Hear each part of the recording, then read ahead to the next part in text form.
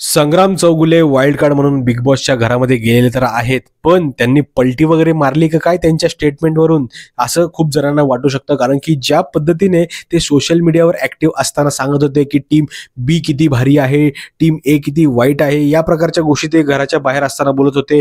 पण ज्या टायमाला त्यांना टॉप 5 सदस्य विचारण्यात आले तेव्हा त्यांनी टीम ए मधले 3 सदस्य दिले, टीम बी मधले 2 सदस्य दिले आणि त्यांची कारणं देखील वेगवेगळी सांगितली.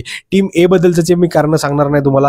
टीम बी बद्दल जे आपला जो हे आहे अभिजित सावंत आणि सूरज चव्हाण यांच्याबद्दल त्यांनी काय कारण दिले. अभिजित सावंत हा दोन्ही साईडनी खेळायचा प्रयत्न करतोय, दोन्ही टीमला सांभाळून घ्यायचा प्रयत्न करतोय, म्हणून तो तिकडे जास्त दिसतोय, जास्त छान दिसतोय, त्यामुळे तो टॉप 1 मध्ये किंवा टॉप 5 मध्ये आहे. सूरजला देखील त्याचे खूप फॅन्स आहेत, त्याची खूप फॅन फॉलोईंग आहे, त्याला महाराष्ट्राने खूप डोक्यावर घेतलंय, त्यामुळे मी त्याला ते स्थान देतोय, अशा प्रकारच्या गोष्टी तिकडे बोलले.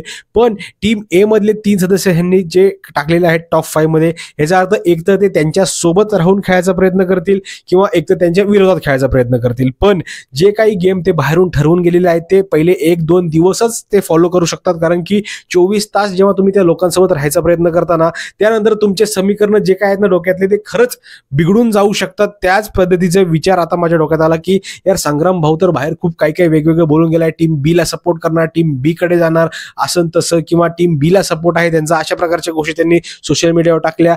पण घरामध्ये जाऊन आता काय होते काय नाही हे बघणं खूपच जास्त इंटरेस्टिंग आहे. कारण की खूप साऱ्या लोकांना असं वाटू शकतं की हे देखील पलटी मारतायत का काय, कारण की पहिल्या दिवशी जे टॉप 5 त्यांनी सांगितले त्याच्यावरून. मित्रांनो, तुमचं काय मत आहे नक्की मला कमेंट करून सांगा, कारण की तुमचं मत हे खूप जास्त महत्त्वाचं आहे. पुढच्या व्हिडिओमध्ये, तोपर्यंत जय हिंद, जय महाराष्ट्र.